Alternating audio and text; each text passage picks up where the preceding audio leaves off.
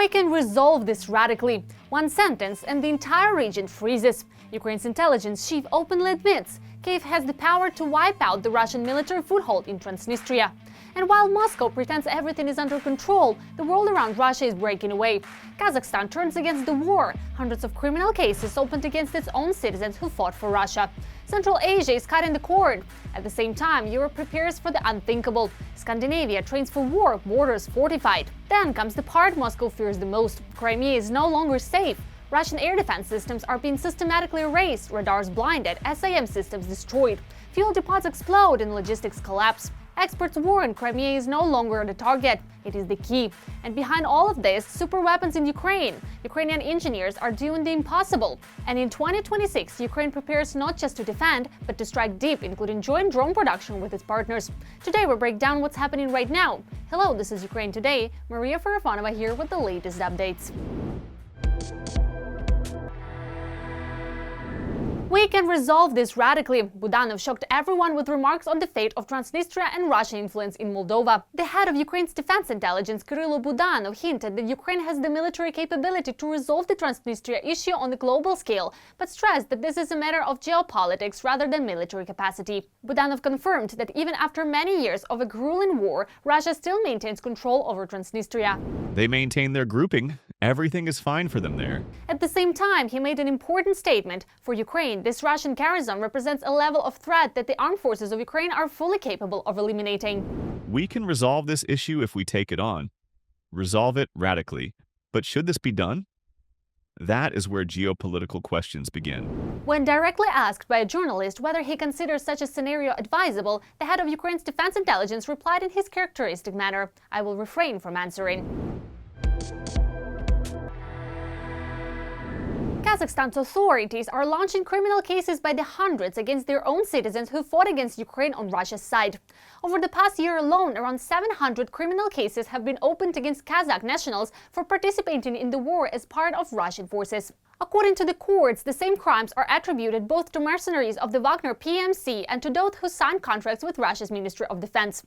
Under Kazakhstan's criminal code, their actions are classified as having criminal intent to participate in the war. In previous years, the number of such cases in Kazakhstan was limited to dozens per year. The situation changed after the Ukrainian project Want to Live published the personal data of alleged mercenaries. According to calculations by Mediazona and BBC Russian service, nearly 200 citizens or natives of Kazakhstan have been killed while fighting against Ukraine. Meanwhile, a real geopolitical shift is unfolding. Kazakhstan and Central Asia as a whole are breaking out of the Kremlin's orbit. Donald Trump makes a sharp move, personally inviting Kazakhstan and Uzbekistan to the G20 summit, a clear signal that the regional balance is changing. Trump described relations with Tashkent and Astana as excellent, openly signaling that Central Asia has become a zone of strategic U.S. interest. The invitation as honorary guests is not mere diplomacy, it is recognition of the region's special role as this country suddenly moved to the front line of global politics. Scandinavia has begun preparations for a potential Russian invasion. Finnish border guards are training for movement in snowy conditions and patrolling forested terrain. Particular attention is being paid to the municipalities of Tromsø, Finnmark and Sør-Varanger, whose territories are considered most vulnerable due to their proximity to the Russian border or the presence of legitimate military targets. Meanwhile, Norway has begun preparing civilian evacuation scenarios. DSB has launched a new assessment of which areas of Norway should have plans for the evacuation and relocation of the civilian population in a wartime situation, so-called wartime evacuation. We are doing this in close cooperation, among others, with the armed forces and the police. It is worth recalling that Russia violated Norway's airspace 3 times this year. The Prime Minister added that 2 incidents occurred over the sea northeast of Vardø in April and August, while the third took place over uninhabited territory along the land border in eastern Finnmark in July. This year, Crimea is closer to liberation than ever before. Since the start of the full-scale invasion, Crimea has been targeted almost daily by drones and missiles, and these attacks have continued this year. Ukrainian forces have successfully struck a number of fuel depots on the peninsula that were used to supply the Russian army. In most cases, Russian authorities do not confirm hits on military targets, even when this information can be independently verified. If in 2022 to 2024 the peninsula was viewed by the Russian army and political leadership as a key logistics hub for their force grouping, by 2025 the situation has changed. the Crimean artery turned out to be far less reliable than the Russians would like. The expert notes that the objectives of Ukrainian strikes have also evolved. Previously, the defense forces focused on degrading Russian military groupings and logistics, which led the Black Sea Fleet to relocate to Novorossiysk. Now, strikes on Crimea are a way to open the entire Russian Black Sea coastline to attack. To make this possible, Russia's air defenses on the peninsula must be suppressed. This is the first air defense echelon on Crimea's western coast. Tarkankut, Yevpatoria, Fiolent, and airfields in the western and central parts of the peninsula. For our naval drones to hit places like Novorossiysk and Tuapse, they must make a long loop around Crimea, and along that route many dangers await them. As a result, these have been more strikes on radars, surface-to-air missile systems, helicopters and aircraft. Lucky Chuk describes this as an intermediate stage before attacks on military targets inside Russia itself and on energy facilities, refineries in Taman, Temruk and Tuapse. The cost of those air defense systems or enemy aircraft destroyed at Crimean airfields translates into strikes on Tuapse, Novorossiysk, and Temryuk. For those strikes to happen, we first need, roughly speaking, to switch off these Crimean enemy assets. Clearly, the Belbec, Saki, and Hvardiska airfields are the primary targets, along with surface-to-air missile systems. Thus, strikes on Crimea are no longer an end in themselves. The real objective has become the eastern coast of the Black Sea. Crimea is coming home. Russian air defense systems on the peninsula are being systematically and precisely destroyed, depriving the occupiers of protection and control of the skies. At the same time, maritime routes to Crimea are largely cut off for Russian forces. The Black Sea is now dominated by the armed forces of Ukraine. What once seemed untouchable is becoming vulnerable. Step by step, Ukraine is dismantling the enemy's military infrastructure, isolating the peninsula and stripping the occupiers of their ability to operate freely. More about that in the next report. On December 20th, long-range drones operated by the Security Service of Ukraine, SBU, struck the Belbec airfield in temporarily occupied Crimea. As a result of the attack, 2 Su-27 fighter jets were seriously damaged. One of the aircraft was on the taxiway, fully armed and ready for a combat sortie. It was destroyed. The estimated value of both aircraft is about $70 million. Additionally, the destruction of the control tower has been confirmed, which may complicate the organization of flight control at the airfield. SBU Press Service. This is already the second successful SBU attack on the Belbec airfield in the past week. On December 18th, Ukrainian drones destroyed Russian equipment worth hundreds of millions of dollars. 2 Nebo SVU radars, a 92 A6 radar from the S-400 Triumph air defense system, a Panzer S-2 air defense system, and a MiG-31 aircraft with a full combat load. Such systematic strikes on the peninsula are of strategic importance. Belbec and Crimea as a whole are important because they are close to the main part of Ukraine. Accordingly, the shorter the distance to the front line and to Ukrainian positions, the less you have to fly and the harder it is to detect you in time. Understanding this, naturally, Ukrainian forces try to destroy all such military facilities, including airfields and aircraft stationed there, so that they cannot be used. The fewer radars there are, the worse Russian air defense can see Ukrainian drones that might be flying toward Crimea or, for example, toward Novorossiysk, where the Russian Black Sea Fleet base is located. Accordingly, the Russian army is essentially blinded by this without those very radars. The fact that a radar station was destroyed during the December 18th attack is evidenced by the successful attack on the 20th, when air defense forces were basically firing at drones at random.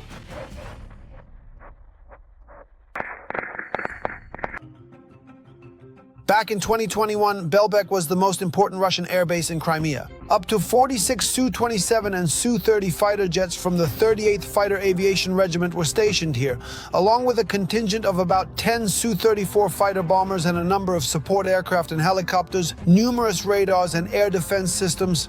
Now, almost all military aircraft have been removed from the peninsula, and those that remain are systematically being destroyed by the Ukrainian armed forces. Now we can talk about this particular Varshavyanka-class submarine. This is not the first loss of a Russian submarine in this war.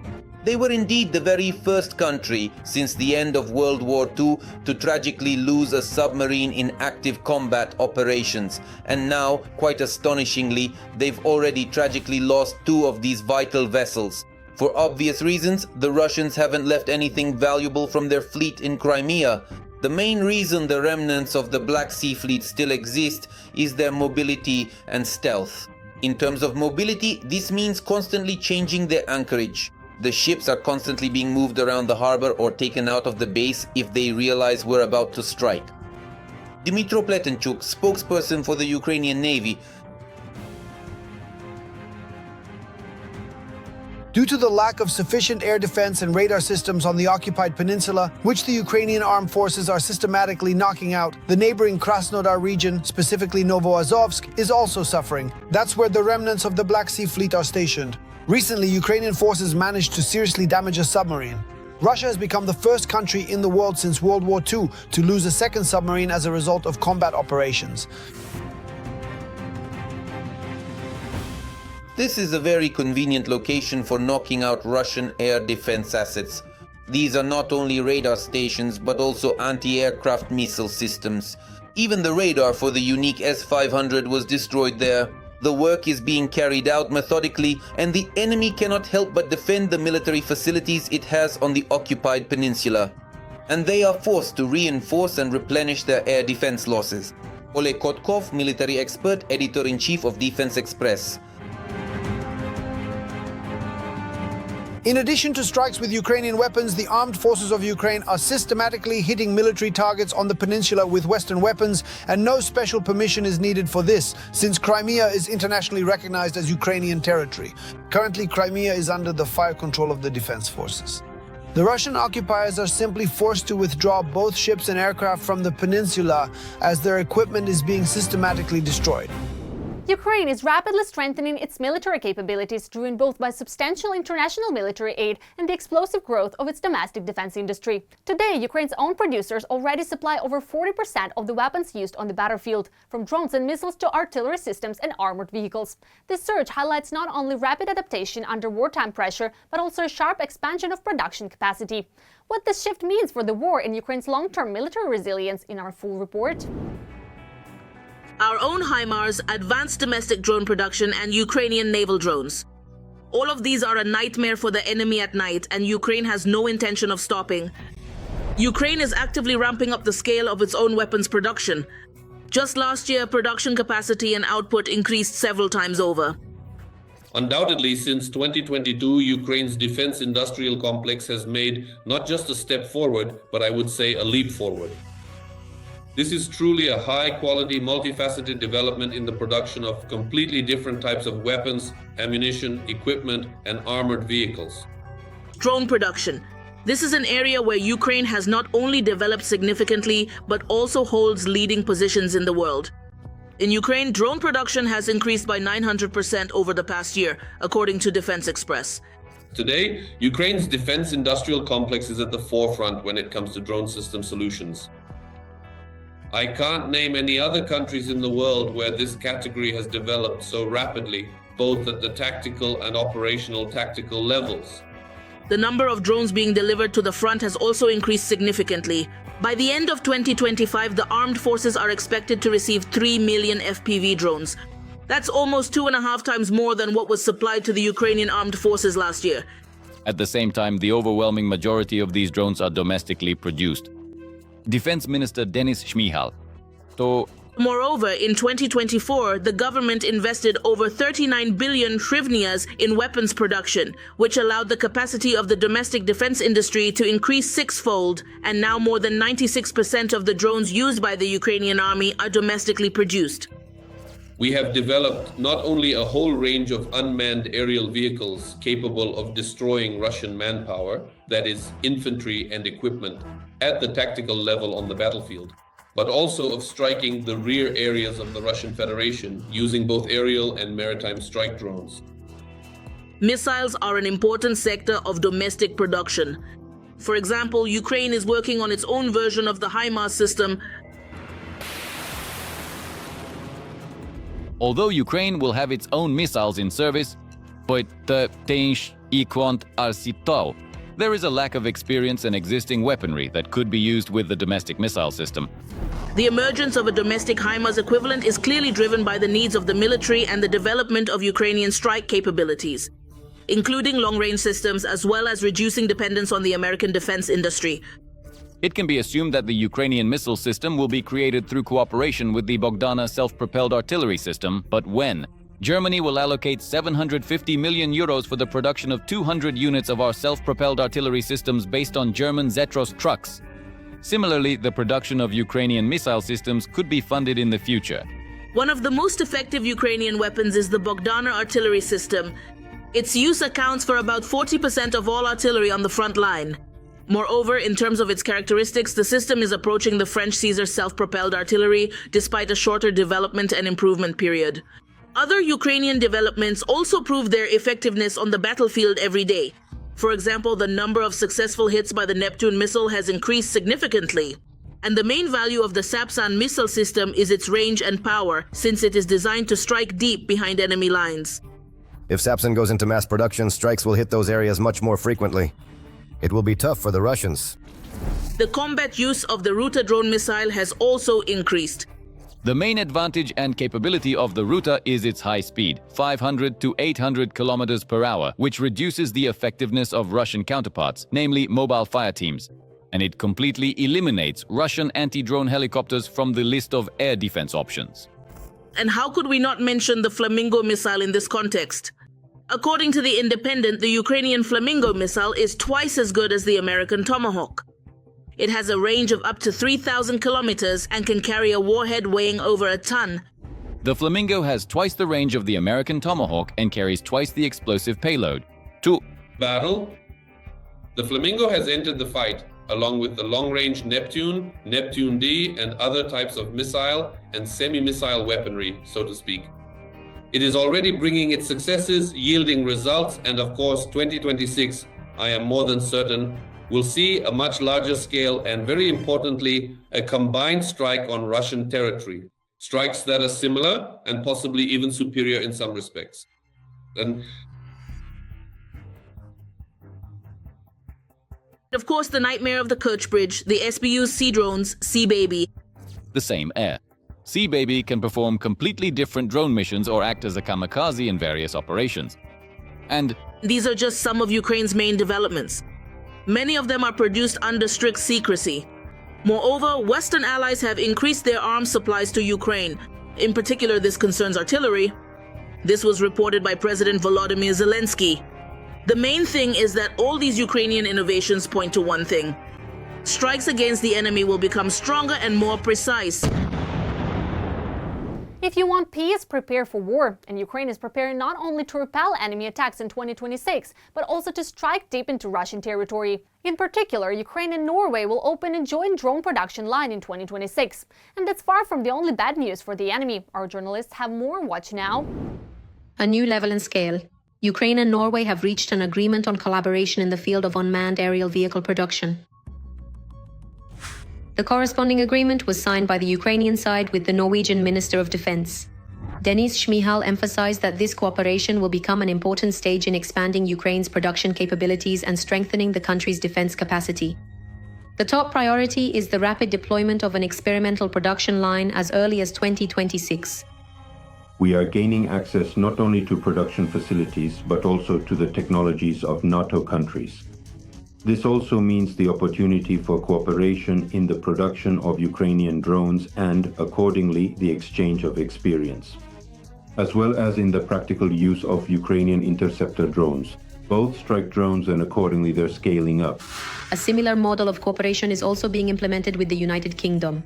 A few days ago, Kyiv signed a licensing agreement for large-scale production of Octopus interceptor drones at British facilities.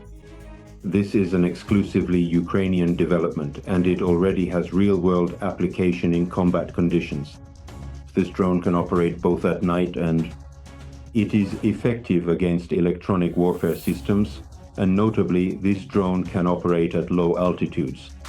The manufactured interceptor drones will be delivered to Ukraine to strengthen its defense against Russian UAVs.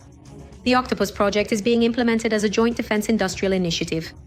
The United Kingdom has obtained a license for mass production of the Ukrainian interceptor, and Ukraine will receive them to enhance its own interception capabilities.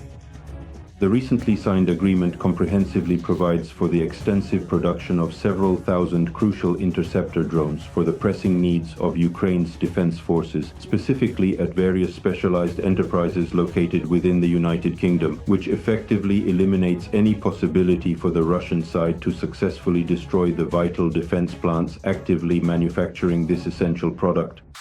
3 manufacturers have already received the necessary technologies to produce the Octopus drones. Another 11 companies are preparing production lines for them. After the start of Russia's full-scale aggression in 2022, the United Kingdom became one of Ukraine's main partners. London is providing powerful military assistance. In addition, the United Kingdom is actively promoting sanctions pressure on Russia and providing financial support to Kyiv.